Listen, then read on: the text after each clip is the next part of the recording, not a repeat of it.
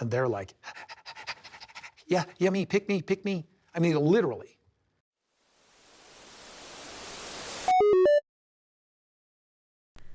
Welcome to Happily Ever Reality. I am so glad you're here. I have been doing a little bit of catching up when it comes to sister wives and stuff that's being put out there on social media. So today I'm talking about Gwendolyn Brown and her reaction and her Q&As when it comes to the tell-alls. You know, that was a three-part tell-all for season 17. So I'm talking about part 1 and part 2. I've actually already made a video about part 3, and I'm going to go ahead and link it here. So yeah, I'm doing this all out of order, but honestly, if you've already watched the show yourself, I don't think it matters so much when you go back and watch like Gwendolyn's commentary. You know what happened, so it doesn't matter that it's out of order. But I do want to talk about some of the stuff she said today. But before I get started, I just want to apologize for putting in the pick me clip of Kody at the beginning of this, but I couldn't help it. When I was watching Gwendolyn talk about these tell-alls, I rewatched that part of Kody talking and I forgot how angry it made me. I remember watching it the first time and like wanting to throw something at the TV screen. Yeah, and I felt that all over again. So if you want to like get annoyed with Kody again, go ahead and revisit parts 1 and part 2 of the tell-all and you will definitely be annoyed again. I forgot how awful he was. He's so awful. But otherwise, we'll move on from that. Let's go ahead and get started. Let's talk about what Gwendolyn is saying about these tell-alls.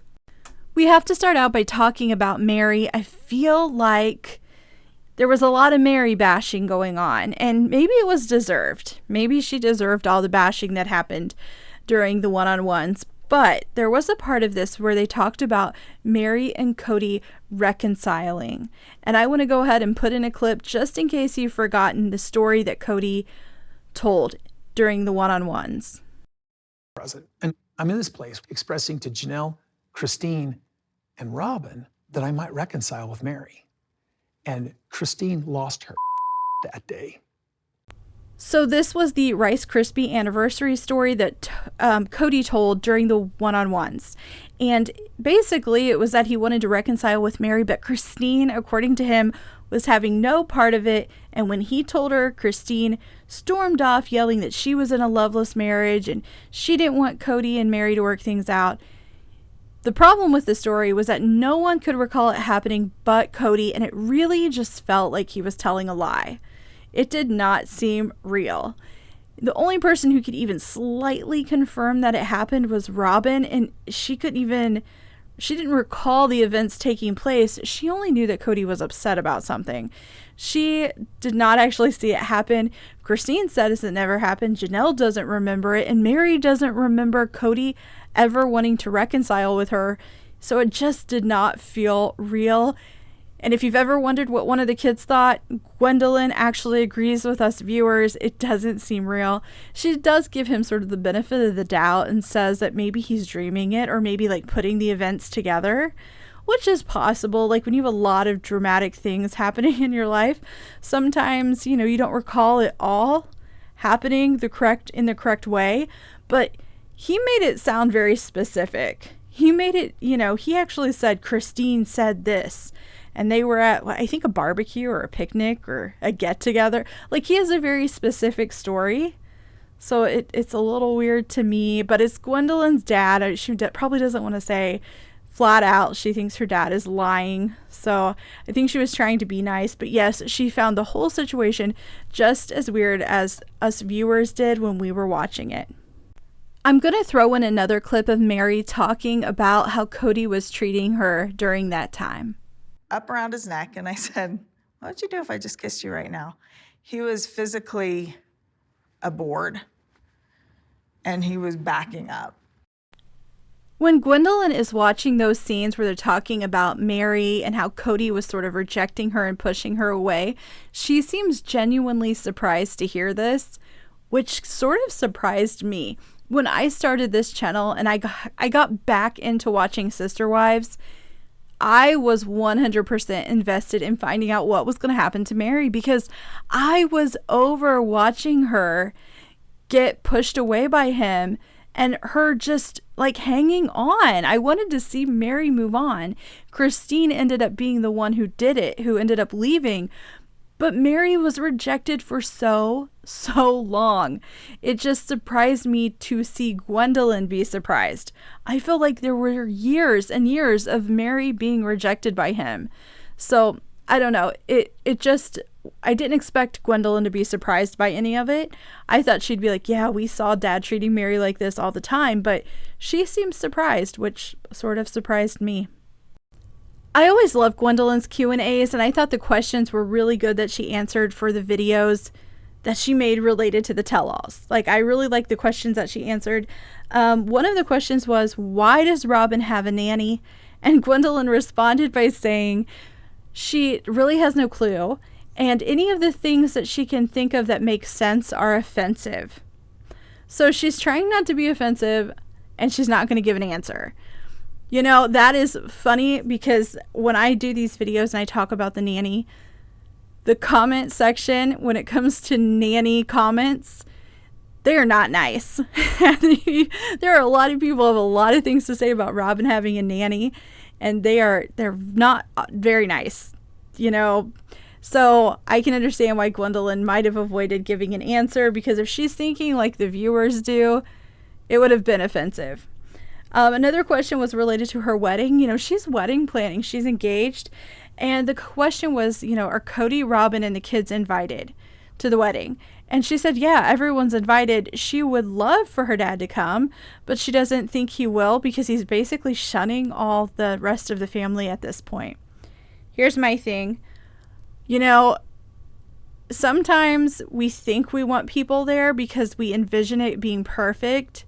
But then the reality is the person shows up and it doesn't go as smoothly as we thought it was going to. This might be a situation where, as great as it would be for her dad to be present and be there and be supportive, maybe it's going to go better if he's not.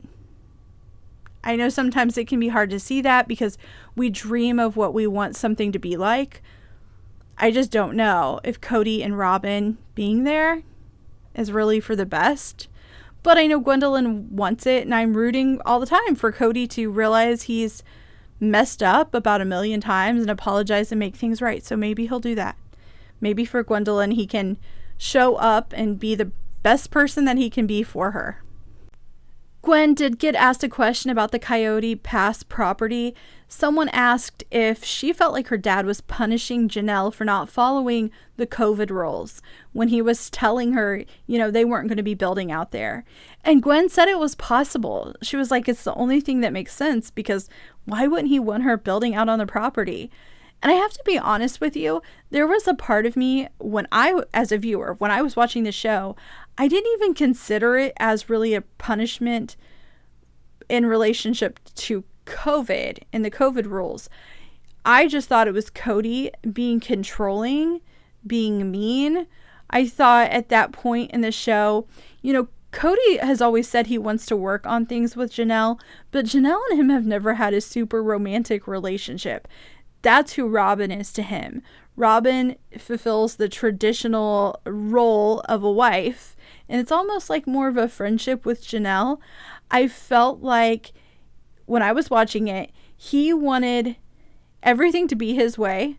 He wanted to control the situation. He wasn't happy with her making some of the choices she did independently. Like, she went out and got this RV and wanted a truck. I think him not being involved in all of that and it not being his idea made him mad. And so I felt like it was more him trying to punish her for her acting independently. So I never saw it as something related to COVID. I saw it more just Kody basically throwing a tantrum that everything wasn't his idea. And so he was able to exert some sort of control over her there. And he did. You know, I never saw it as something relating to COVID. So it was more that I thought the question was interesting. If you guys felt like it was related to COVID, let me know in the comments, or let me know what you think Kody was thinking when he was telling her no about building on the property. And probably my favorite question was someone asked, how come Robyn doesn't hold Kody accountable for the things that he does? And Gwendolyn gave this really straightforward answer. I think she just It was a clear answer. It was a good answer. She says, because Robyn is a part of the problem, so why would she want to hold Kody accountable? And I was like, that is what it is. She is a part of the problem. The only time I feel like she disagrees with Kody or says anything defending anyone else is when she can look like the peacekeeper and the mediator, which is a role that I think she likes to fulfill because Kody really brags about how she does that. Like, Kody really speaks highly of how Robyn, you know, is someone that's easy to talk to about relationship issues and how she is a great mediator. And so she's like fulfilling the role that Kody likes. I think that is when she'll disagree with Kody, when she can appear to be doing those things so that he still looks at her in a positive way. I don't think Robyn is ever just going to go up against Kody. So no, she's never going to try to hold him accountable. And plus, I think Gwen's right. I think she is a part of the problem. So of course she's not going to call him out for anything. I look forward to hearing what you guys think about this. Specifically, the stuff about Janelle and the property. I always just felt like he was being controlling because he didn't like that she was acting independently. So he was trying to cut her down. But let me know what you guys think. Please leave comments. I love reading them. It's the best part of having this channel. And if you haven't already, please click like and subscribe. I hope you come back to Happily Ever Reality.